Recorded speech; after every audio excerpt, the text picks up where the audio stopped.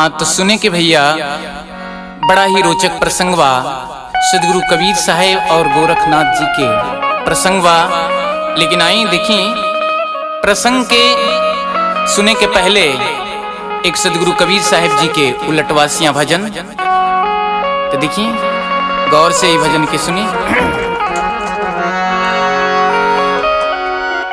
आइल बा नचनिया राम हो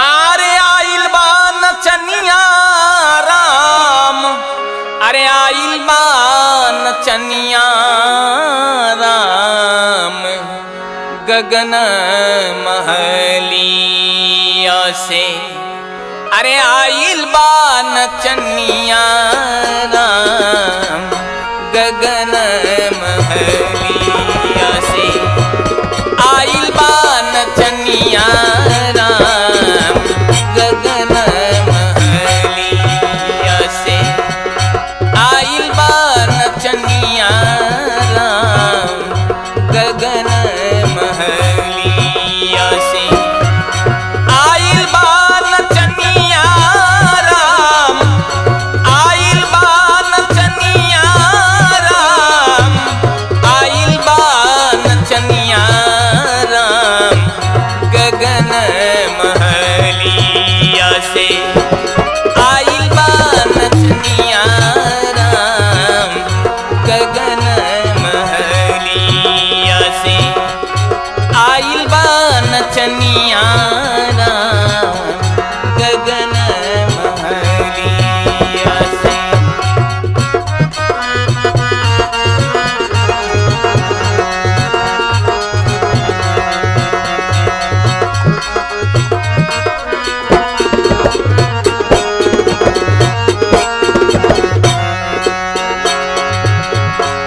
हाथ नहीं पावे नहीं शिर के बिहुनिया, हाथ नहीं पावे, हाथ नहीं पावे, हाथ नहीं पावे नहीं शिर के बिहुनिया, ठुमुक ठुमुक चाल चले, ठुमुक ठुमुक चाल चले, बाजेला पैजनिया राम गगन महलिया से, आइल बा नचनिया राम गगन महलिया से, आइल बा नचनिया राम गगन महलिया हो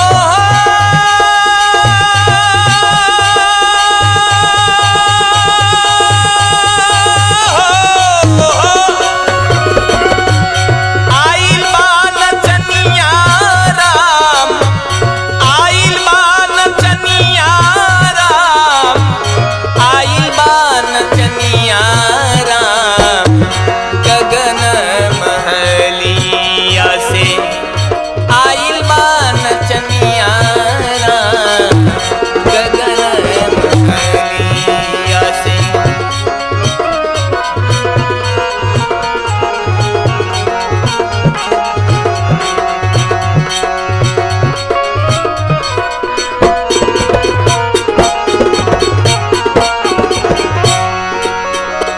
शब्द के सरंगी बाजे, बाजे टून टूनिया, शब्द के सरंगी, शब्द के सरंगी, शब्द के सरंगी बाजे, बाजे टून टूनिया, सुरती के तबला बाजे, सुरती के तबला बाजे, सतहर मुनिया राम गगन महलिया से, आइल बा नचनिया राम गगन महलिया से, आइल बा नचनिया राम गगन महलिया हो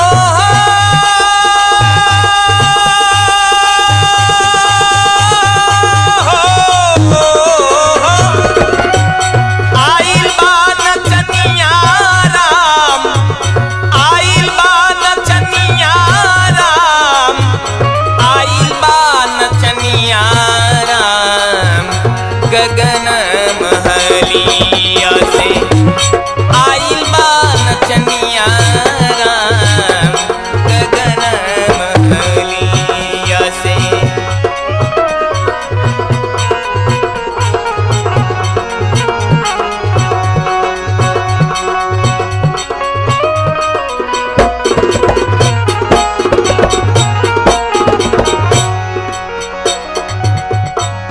पाँच पच्चीस जन अले बरियतिया, पाँच पच्चीस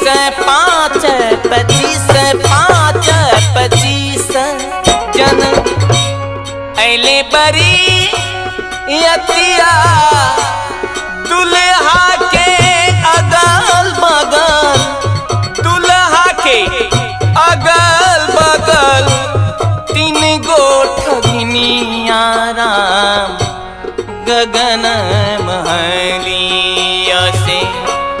दुल्हा के अगल बगल तीन गो ठगिनिया राम गगन महलिया से आइल बा नचनिया राम गगन महलिया से आइल बा नचनिया राम गगन।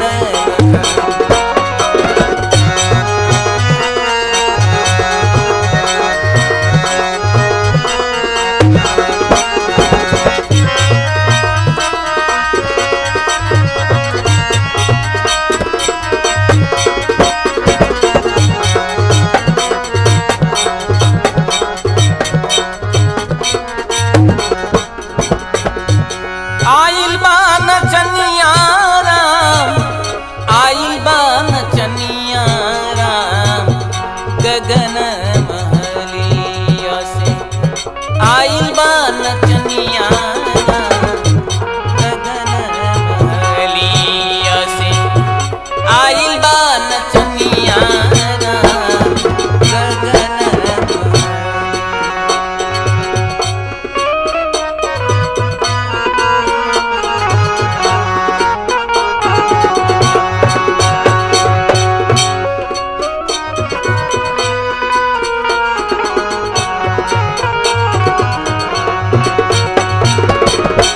इंगला नाचे पिंगला नाचे, नाचे सुसमिनिया, इंगला नाचे पिंगला, इंगला नाचे पिंगला, इंगला नाचे पिंगला नाचे, नाचे सुसमिनिया,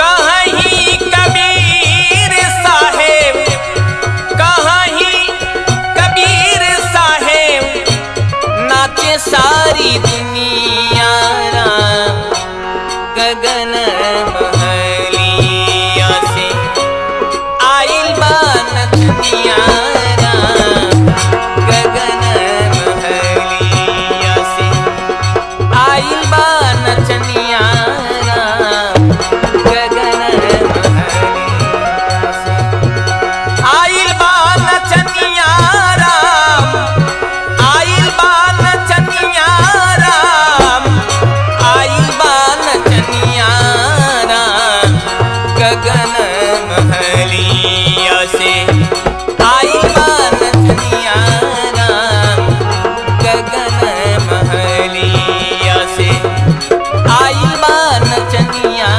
राम गगन महलिया से आइल बा नचनिया राम गगन महलिया से। तो देखिए सुने के भैया आप सबन के बीच में सदगुरु कबीर साहब और गोरखनाथ जी के संवादवा काशी पहुंच गए और दोनों में कैसे सत्संग करे लगले कि सुनिए सुनाता हूं गोरखनाथ के कहानी, कि सुनिए सुनाता हूं गोरखनाथ के कहानी,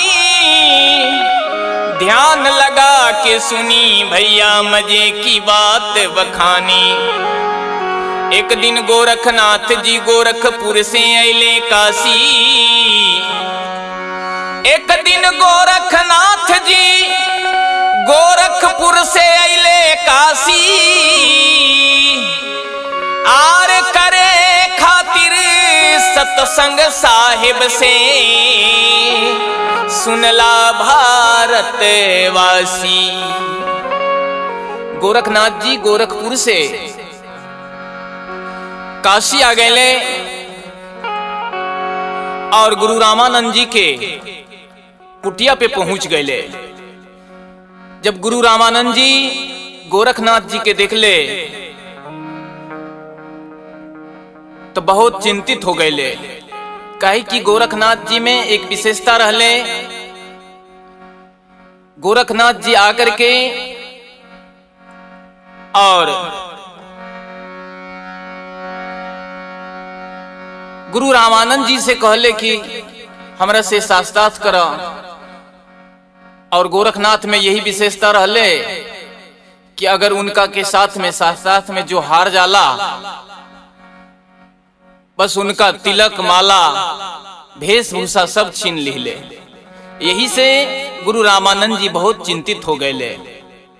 लेकिन सदगुरु कबीर साहब जी रामानंद जी के चिंतित होते देख के पूछ बैठले कि का बात बा स्वामी जी, आज बहुत चिंता में बानी। तब गुरु रामानंद जी कहले कि का बताई, आज गोरखनाथ जी अले और गोरखनाथ जी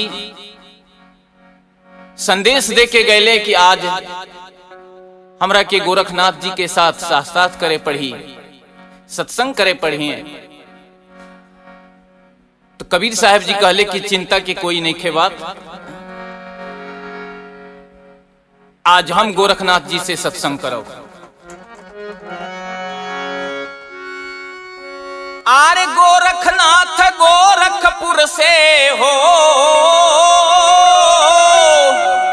कि गोरखनाथ गोरखपुर से अरे आई गई काशी। सुनला भारतवासी कि सुनला भारतवासी करे खातिर सत्संग भारी। सुनला भारतवासी करे खातिर सत्संग भारी। सुनला भारतवासी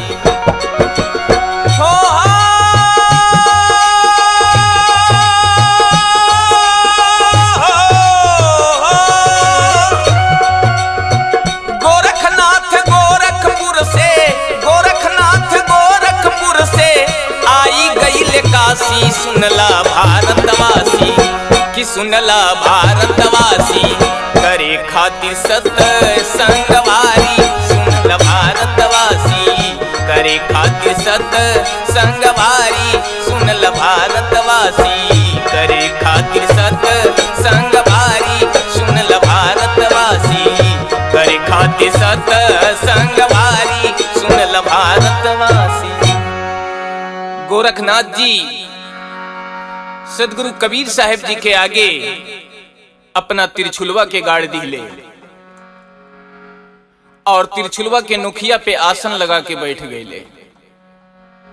सदगुरु कबीर साहब जी गोरखनाथ जी के बात समझ गए कि गोरखनाथ जी अहम में चूरवा और घमंड में आकर के इस तिरछुलवा के नुखिया पे आसन लगे लेवा। आर पहिले पहिले दोनों में हो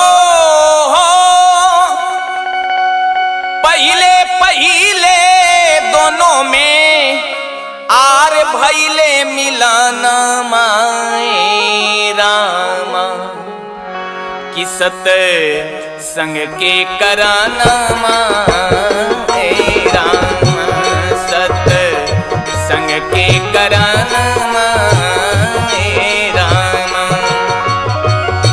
पहिले पहिले दोनों में पहिले पहिले दोनों में भैले मिलाना माए रामा। सत संग के कराना माए रामा। सत संग के कराना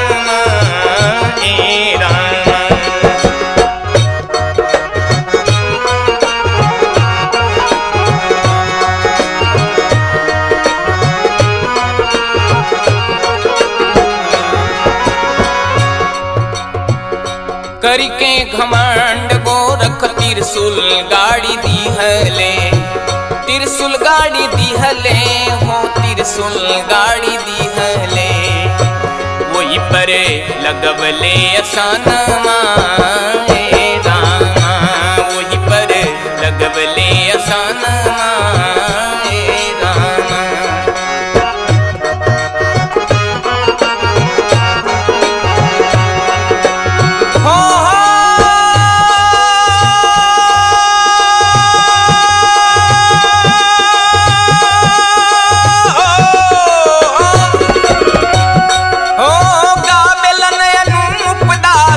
साहेब के भजन माए रामा, गावेलन अनूप दास साहेब के भजन माए रामा। जेकर हलसिया स्थान माए रामा, जेकर हलसिया स्थान माए रामा, जिनकर हलसिया स्थान माए रामा, जिनकर हलसिवा मकानमा ए रामा।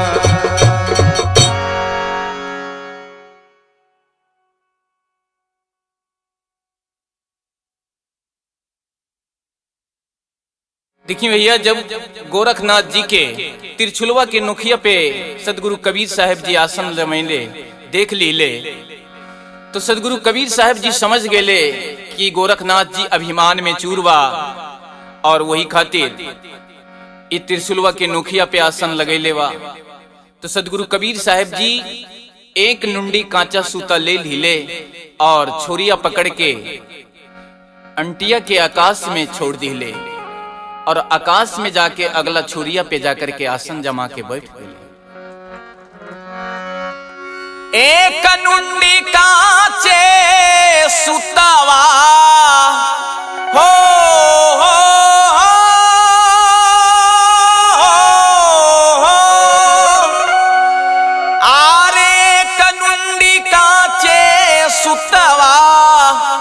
फेंक दिहले असमान ताही चढ़ी बैठी हो गईले, कि ताही चढ़ी बैठी हो गईले। असाहेब कबीर सीना तान ताही चढ़ी बैठी गईले।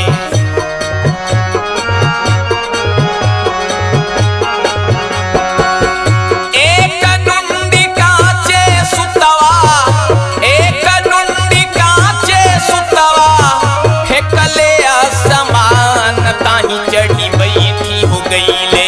साहेब कबीर सीना तान ताही चढ़ी बैठी गईले, साहेब कबीर सीना तान ताही चढ़ी बैठी गईले, साहेब कबीर सीना तान ताही चढ़ी बैठी गई, साहेब कबीर सीना तान ताही चढ़ी बैठी गई, साहेब कबीर सीना तान ताही चढ़ी बैठी।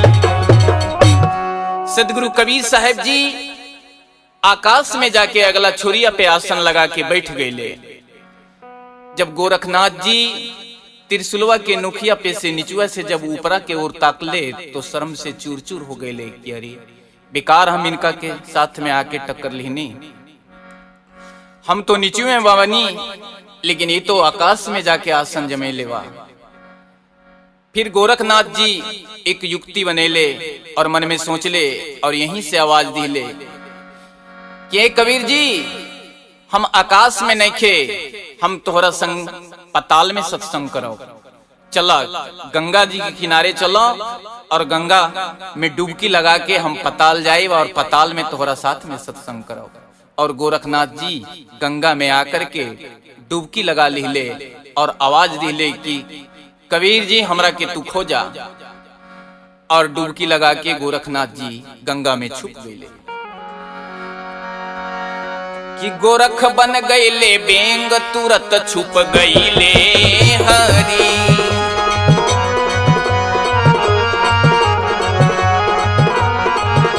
तुरत छिप गईले हरी, तुरत छिप गईले हरी।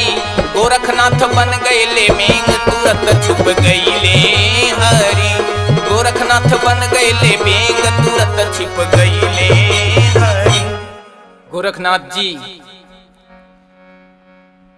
मेढक के रूप धारण करके गंगा जी में कूद गईले और आवाज दिले कि कबीर जी हमरा के तू खोजा। तो साहब भी गोरखनाथ जी के वही गंगा में डुबकी लगैले और गोरखनाथ जी के पकड़ ले। कैसे पकड़ ले? कबीर साहेब डुबकी लगाई कि कबीर साहेब डुबकी लगाई तुरत खोज लिहले हरि। साहेब डुबकी लगाई तुरत खोज लिहले हरि। तुरत धर लिहले बाबा तुरत धर लिहले बाबा। कबीर साहेब डुबकी लगाई तुरत धर लिहले बाबा। कबीर साहेब डुबकी लगाई तुरत धर लिहले बाबा। अरे छोड़ो छोड़ो पनिया में खूब चिल्लैले। छोड़ो छोड़ो पनिया में खूब चिल्लैले हो खूब चिल्लैले। ऊपर से अरे ऊपर से खूब दबैले खूब घिसियैले हरि। ऊपर से खूब दबले खूब घिसियवले हरि। कि खूब घिसियवले हरि कि खूब घिसियवले हरि। ऊपर से खूब दबैले खूब घिसियैले हरि। ऊपर से खूब दबैले खूब घिसियैले हरि। सदगुरु कबीर साहब जी गोरखनाथ जी के घिसिया तिरिया के मतलब पकड़ के गंगा जी से बाहर कर दिले और कहले कि गोरखनाथ ए गोरख बतिया तू माना तोहरा के ढूंढ के लैनी। तोहरो बारी खत्म हो गईले अब हमरो बारी अइले। कबीर पुराण की बात है सुनिए ध्यान लगाई। इसमें केहू शंका नहीं खे सही सही बतलाई। सदगुरु कबीर साहब जी कहले कि गोरखनाथ जी जब तू गंगा जी में छुपला डुबकी लगेला तो हम तो तोहरा के खोज के ले नहीं। अब आज रहे दा हमरा दोनों में छुपे छुपी। अब हम छुपतानी और तू हमरा के ढूंढा। और कबीर साहब जी वही गंगा में डुबकी लगा लिहले और पानी के रूप धारण कर लिहले। कि साहेब कबीर जी भैले हो आर साहेब कबीर जी भैले अपनिए में पानी। सुन गोरख अभिमानी कि सुन गोरख अभिमानी आज तो के याद आई है नानी। सुन गोरख अभिमानी आज तो के याद आई है नानी। सुन गोरख अभिमानी हो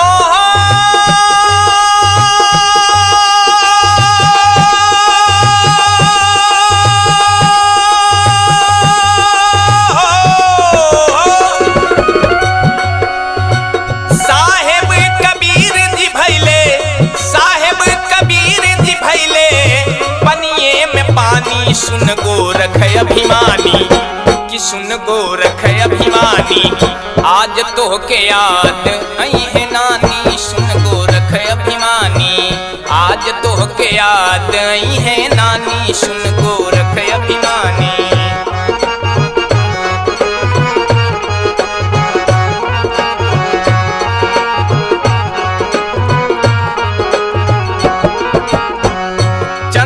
चाटे के आज आदत तुर छोड़ाइब।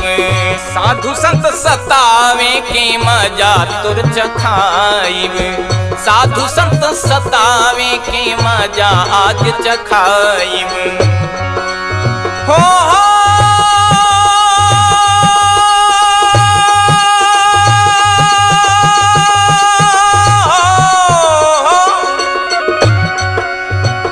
बहुत दिनन से सुनत रहनी तोर कहानी। सुन कि सुन गोरख अभिमानी आज तो के याद आई है नानी। सुन गोरख अभिमानी आज तो के याद आई है नानी। सुन गोरख अभिमानी साहेब कबीर जी भैले, साहेब कबीर जी भैले पनिये में पानी। सुन गोरख अभिमानी कि सुन गोरख अभिमानी आज तो के याद आई है नानी। सुन गोरख अभिमानी आज तो के याद आई है नानी। सुन गोरख अभिमानी आज तो के याद आई है नानी। सुन गोरख अभिमानी। सदगुरु कबीर साहब जी गंगा में कूद गए और पानी के रूप धारण कर ले। गोरखनाथ जी सदगुरु कबीर साहब जी के ढूंढत तरे कि अहो रामा खोजते खोजते गोरख हारल राम। कि अहो रामा खोजते खोजते गोरख हारल। कि अहो रामा खोजते खोजते हो गोरख हारल।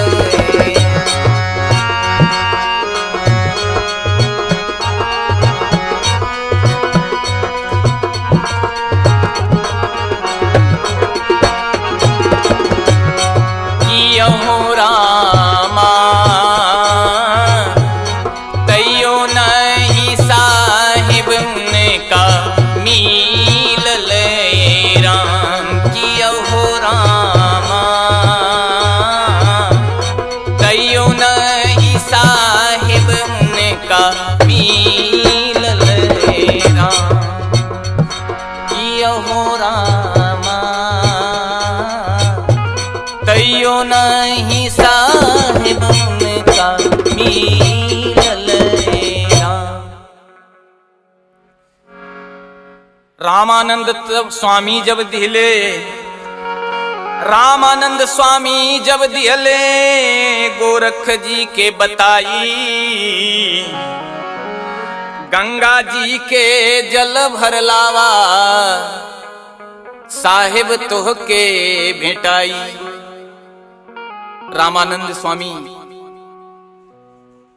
जब गोरखनाथ ढूंढते ढूंढते परेशान हो गए, खोजते खोजते परेशान हो गए और जाके रामानंद जी से कहले कि कबीर साहब जी गंगा में डुबकी लगेले, लेकिन हम तो खोजते खोजते परेशान हो गए लेकिन नहीं मिलल। तब रामानंद स्वामी जी कहले गोरखनाथ, रामानंद स्वामी जब दिले गोरखनाथ जी के बताई। आ गंगा जी के जल भर लावा साहेब कबीरे मिल जाई। गोरखनाथ जी भर के जब कमंडल में ले गंगा नीर, अब वही कमंडल के जल से प्रगट भैले साहेब कबीर। सदगुरु कबीर साहब जी वही जल से वही समय प्रकट हो गए और पूरे शरीर में चंदन लगैले रहले। गोरखनाथ जी कि सदगुरु कबीर साहब जी संदेश दिले कि गोरखनाथ जी ये गलत बात बा, तोहार ये आदत बहुत बुरा बा। निर्बल के सतावे के, साधु संत के चंदन चाट जाला, लेकिन देखा ये चंदन ऊपर के चंदन चाटला से कुछ नहीं खे हुई है। तोहार दिल के अंदर जो गंदगी बा, जो बुराई बा, एकरा के तू चाट जा। सदगुरु कबीर साहब जी कहले अलग के चाटला बलग के चाटला से बदनाम हो गईला। अरे अलग के चाटला बलग के चाटला से बदनाम हो गईला। अरे ई भीतरा के चाटा हो गोरख तब तो के कल्याण होला। ई भीतरा के चाटा हो गोरख तब तो के कल्याण होला। अलग के चटला बलग के चटला से बदनाम हो गईला। अलग के चटला बलग के चटला से बदनाम हो गईला। ई भीतरा के चाटा हो गोरख तब तो के कल्याण होला। ई भीतरा के चाटा हो गोरख तब तो के कल्याण होला। ई भीतरा के चाटा हो गोरख तब तो के कल्याण होला। सदगुरु कबीर साहब जी गोरखनाथ जी के समझैले। गोरखनाथ जी वही समय अपना सेली टोपी उतार के सदगुरु कबीर साहब जी के चरण में धर दिले और गोरखनाथ जी हाथ जोड़ के सदगुरु कबीर साहब से पूछत, अरे कब से भैला बैरागी कबीर जी, कब से भैला बैरागी नजी, कब से भैला बैरागी कबीर जी, कब से भैला बैरागी नजी। हो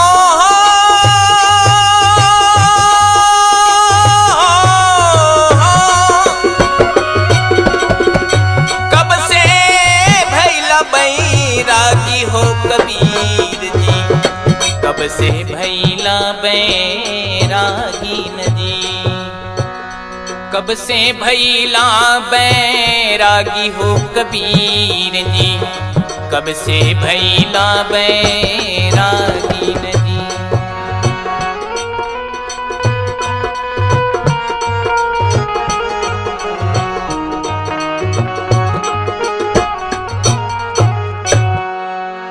सदगुरु कबीर साहब जी के आगे गोरखनाथ हाथ जोड़ के नम्र भाव से पूछत, अरे गोरखनाथ जी के विनय पूर्वक नम्र भाव देख के सदगुरु कबीर साहब जी अपना परिचय सुनावत, अरे कि हे नाथ जी, तब से हम भय बैरागी हो नाथ जी, तब से हम भय बैरागी नजी, तब से हम भय बैरागी हो नाथ जी, तब से हम भय बैरागी नजी, तब से हम भय बैरागी हो गोरख जी, तब से हम भय बैरागी नजी। धुंध काल धुंधन का मेला, नहीं गुरु नहीं चेला, ए नाथ जी नहीं गुरु नहीं चेला। धुंध काल धुंधन का मेला, नहीं गुरु नहीं चेला, गोरख जी नहीं गुरु नहीं चेला। हो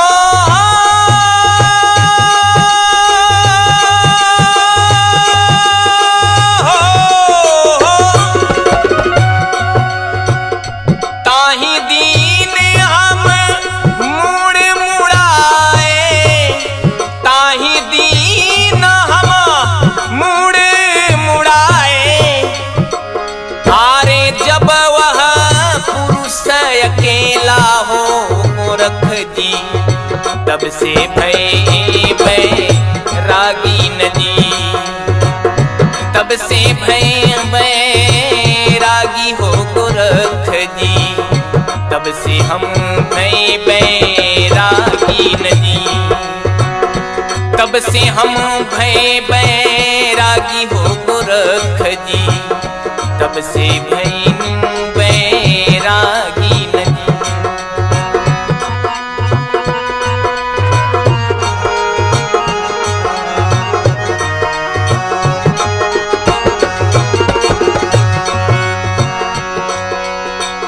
धरती नहीं ब्रह्मा नहीं जब टीका, गोरख जी ब्रह्मा नहीं जब टीका। धरती नहीं जब टोपी लीन्हा, ब्रह्मा नहीं जब टीका। हे नाथ जी ब्रह्मा नहीं जब टीका। महादेव का जन्मो नाही, महादेव का जन्मो नाही। तब से योग हम सीखा हो गोरख जी, तब से भैनी बैरागी नदी। तब से भय हम बैरागी हो गोरख जी, तब से भय हम बैरागी नदी। तब से भय हम बैरागी हो नाथ जी, तब से भय हम बैरागी नदी। सतयुग में हम लीन है पावड़ी, द्वापर लीन है डंडा नाथ जी, द्वापर लीन है डंडा। सतयुग में हम लीन है पावड़ी, द्वापर लीन है डंडा नाथ जी, द्वापर लीन है डंडा। त्रेता में हम आंड वंड खींचे, त्रेता में हम आंड वंड खींचे। कलयुग फिरे नौ खंडाए नाथ जी, तब से भय हम बैरागी नदी। तब से भय हम बैरागी गोरख जी, तब से भय हम बैरागी नदी। तब से भय हम बैरागी हो नाथ जी, तब से भय हम बैरागी नदी।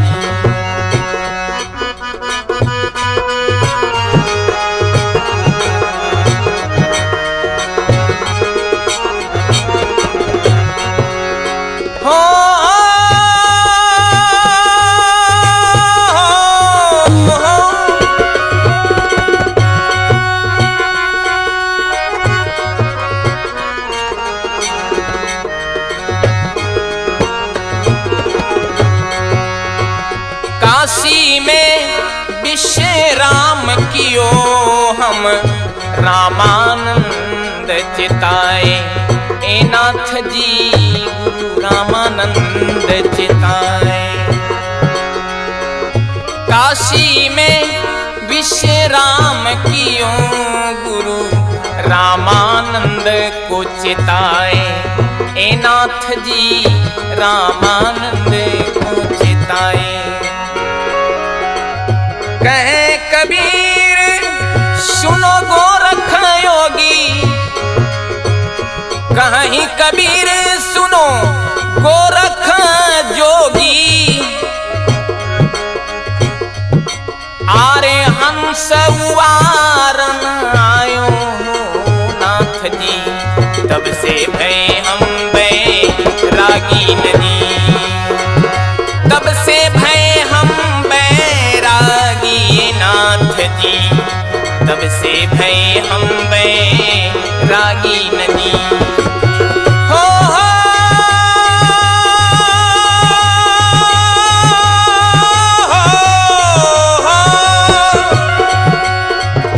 कहे कबीर सुनो गोरख जोगी, कहे कबीर सुनो गोरख जोगी। हंस उवारन आए हो गोरख जी, तब से भय हम बैरागी नदी। तब से भय हम बैरागी हो नाथ जी, तब से भय हम बैरागी नदी। तब से भय हम बैरागी नदी। तब से भय हम बैरागी रागी नदी। सदगुरु कबीर साहब जी के परिचय सुन के गोरखनाथ जी हाथ जोड़ करके सदगुरु कबीर साहब जी के शरणागत हो गए ले और हाथ जोड़ के गोरखनाथ जी अपना शेली टोपी सदगुरु कबीर साहब जी के चरणों में अर्पित कर दी ले। तो कहल जाला आर सियरा के जब कभी शेर मिल जाला हो अफतवा में जान चली जाला। आर सियरा के जब कभी शेर मिल जाला हो अफतवा में जान चली जाला। ये बाट गोरख के कहानी हो अफतवा में जान चली जाला। ये बाट गोरख के कहानी हो अफतवा में जान चली जाला। सियरा के जब कभी शेर मिल जाला रे अफतवा में जान चली जाला। ये बाट गोरख के कहानी रे अफतवा में जान चली जाला। ये बाट गोरख के कहानी रे अफतवा में जान चली जाला। ये बाट गोरख के कहानी हो अफतवा में जान चली जाला।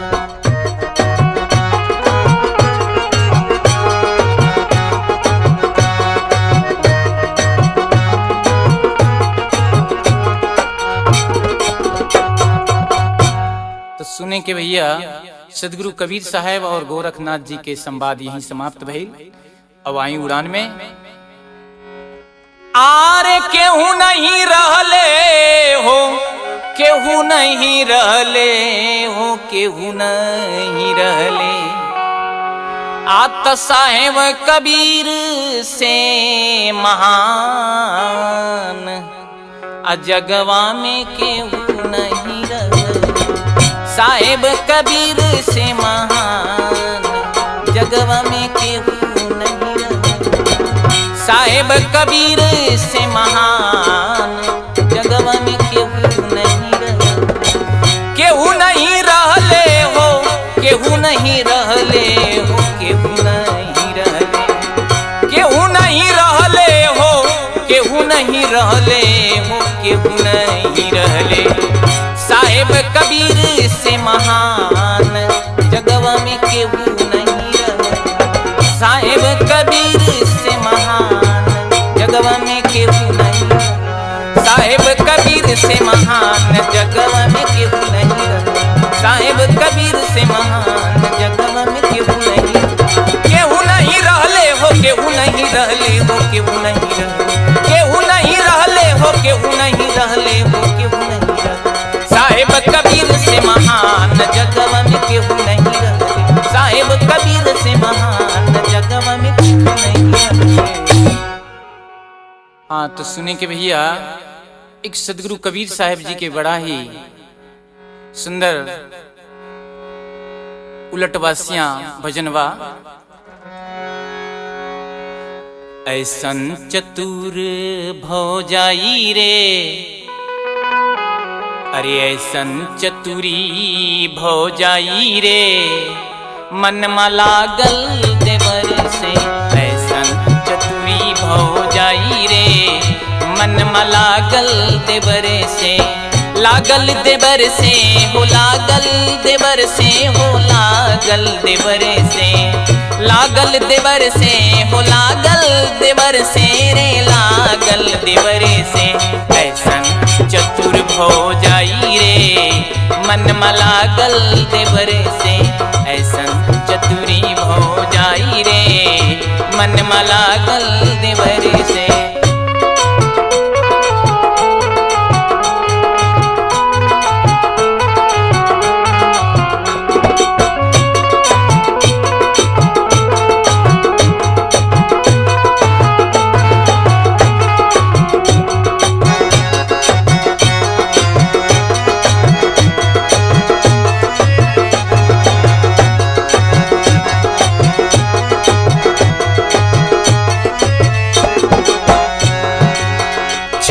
छमक हम चावल दे कुटीली, छमक छमक हमें चावल जे कुटली, छमक छमक हमें चावल जे कुटली, छमक छमक हमें चावल जे कुटली। प्रेम से भोजन बनाई रे, मन मलागल देवर से। प्रेम से भोजन बनाई रे, मन मलागल देवर से। ऐसन चतुर भौ जाई रे, मन मलागल देवर से।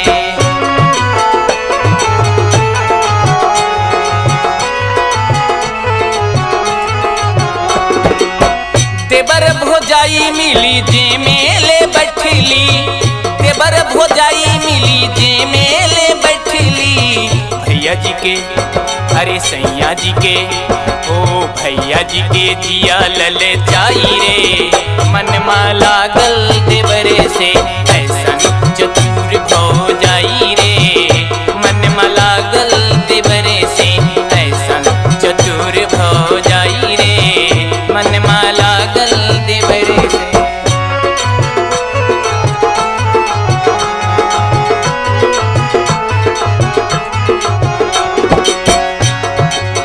देवर भोजाई मिली जे मेले बैठनी, देवर भोजाई मिली जे मेले बैठनी। सैया जी के अरे भैया जी के जिया लले जाई रे, मन मला गल देवर से। ऐसन चतुरी भौ जाई रे, मन मला गल देवर से।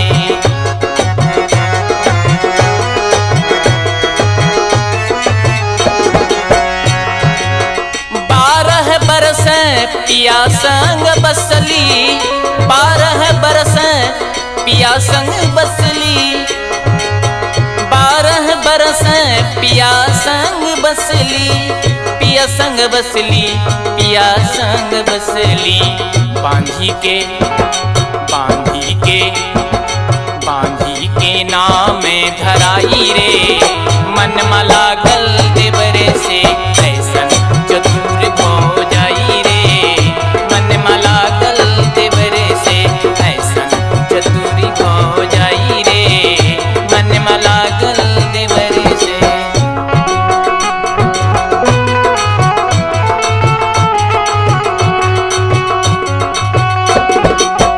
एक रात हम देवर संग सुतनी, एक रात हम देवर संग सुतनी, देवर संग सुतनी, देवर संग सुतनी। 9 लड़का जले माई रे, 9 लड़का जले माई रे, मन मला गल देवर से। ऐसन चतुरी भौ जाई रे, मन मला गल देवर से। ऐसन चतुरी भौ जाई रे, मन मला गल देवर से।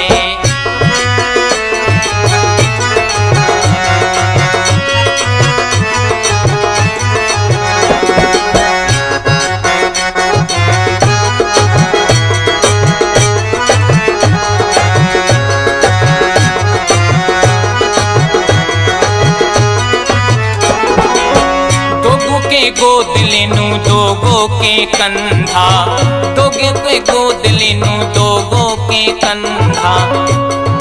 5 गो के 5 गो के 5 गो की उंगली धराई रे, मन मला गल देवर से। ऐसन चतुर भौ जाई रे, मन मला गल देवर से। लागल देवर से हो लागल देवर से हो लागल देवर से, लागल देवर से हो लागल देवर से हो लागल देवर से। ऐसन चतुरी भौ जाई रे, मन मला गल देवर से। ऐसन चतुरी भौ जाई रे, मन मला गल देवर से।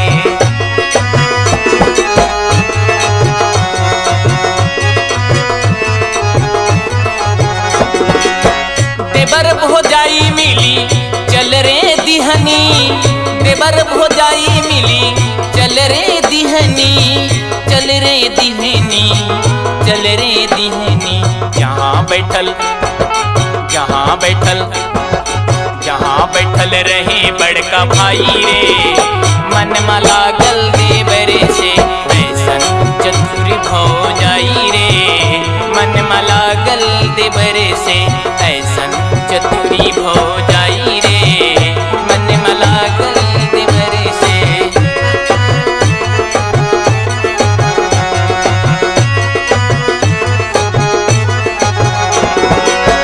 कहत कबीर सुनो भय साधो, कहत कबीर सुनो भय साधो, सुनो भाई साधो, सुनो भाई साधो, सुनो भाई साधो, सुनो भाई साधो। गुरु के चरने लपेटाई रे, मन में लागल देवर से, गुरु के चरने लिपेटाई रे, मन में लागल देवर से ऐसन चतुरी भौजाई रे, मन में लागल देवर से ऐसन चतुरी भौजाई रे, मन में लागल देवर से, लागल देवर से हो, लागल देवर से हो, लागल देवर से, लागल देवर से हो, लागल देवर से हो, लागल देवर से ऐसन चतुर भौजाई रे।